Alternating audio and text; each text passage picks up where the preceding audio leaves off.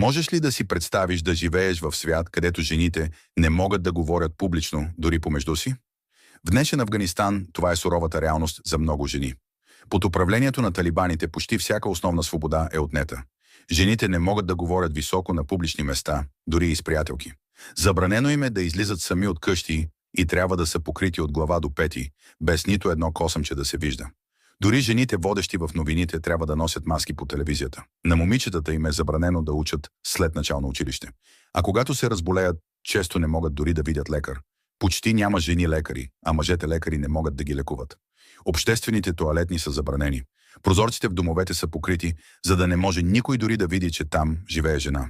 Афганистан някога беше модерен и пълен с живот. Жените можеха да учат, работят и говорят свободно. Сега много от тях могат да виждат света само през мрежата на бурка. Какво мислите? Нормално ли е това и защо темата остава почти незасегната?